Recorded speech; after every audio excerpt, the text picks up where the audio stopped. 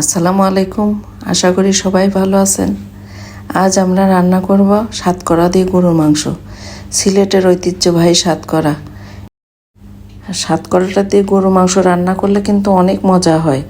লেবুর একটা ফ্লেভার আসে, আমার কাছে অনেক ভালো লাগে। জানি না আপনারা কে কে খেয়েছেন। সিলেটের মানুষ তো অনেক খায়, আর আমরা তো সিলেটের না, যেহেতু আমরা কম খাই, তো যতটুকু খাই ভালোই লাগে। প্রথমে আমি এই রান্নাটা পারতাম না, সাতকরাতে কীভাবে গরুর মাংস রান্না করতে হয়। তারপরে শিখে এখন আমি রান্না করি, আমার কাছে ভালোই লাগে। আমি শিখেছি আমার মামাতো বোনের কাছে, তো ওই আমার শিখিয়ে দিয়েছে। এখন আমি ভালোই রান্না করতে পারি এবং খাইতেও ভালোই লাগে।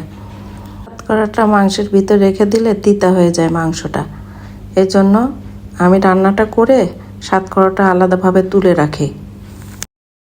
আর গরুর মাংসের মশলা যা যা দিতে হয় সবই তো দেই। অনেকবার গরুর মাংস রান্না করে দেখিয়েছি, আমি সব কিছুই দিয়েছি, যা যা আদা রসুন জিরা ধনে সব কিছু দেওয়া হয়, তেজপাতা দারচিনি এলাচ, এগুলো তো পরিমাণ বললাম না আর কি, সব কিছুই দিয়ে আমি একবারে দিয়ে দিয়েছি। পেঁয়াজের পরিমাণটা বেশি দিলে মাংসের ঝোলটা একটু ঘন হয়, তখন খেতেও ভালো লাগে। নাহলে টেলটেলা পানি হইলে সেই মাংস কিন্তু খেতে ভালো লাগে না।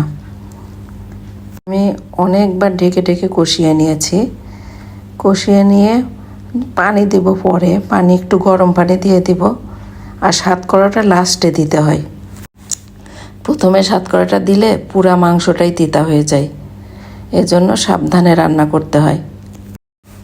আর আমার ঠান্ডাটায় গলা ঠিক হয় নাই, যার জন্য কথা বলতে গেলে ক্র্যাশে চলে আসে, একটু সমস্যা হয়।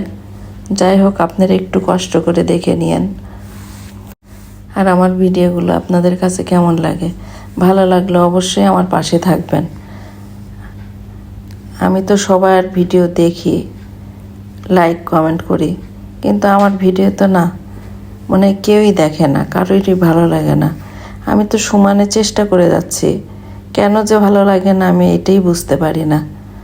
চেষ্টার কোনো ত্রুটি রাখি না আমি, তারপরও আমার কোনো ভিউ হয় না।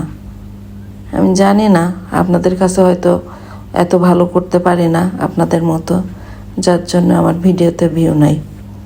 তবুও আমি ভিডিও ছাড়ি, হয়তো এক সময় আপনাদের কাছে ভালো লাগতেও পারে। আর মাংসটা রান্না অনেকখানি আমার হয়ে গিয়েছে, কথা বলতে বলতে আমি একটু পানিও দিয়ে ফেলেছি।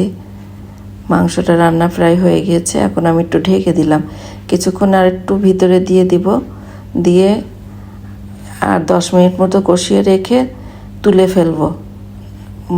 সাতকরাটা নরম হয়ে গেছে, তুলে রেখে দিব। আর এটা যদি কেউ খেতে চায় খাবে, না হলে ফেলে দেব। একবারে আমার বাসায় আবার এই জিনিসটা খায় না, কিন্তু এর গন্ধটা খুব পছন্দ করে, হালকা একটু টকটক ভাব আসে, এটা ওরা খুব পছন্দ করে। আল্লাহ হাফেজ, সবাই ভালো থাকবেন আর আমার জন্য দোয়া করবেন।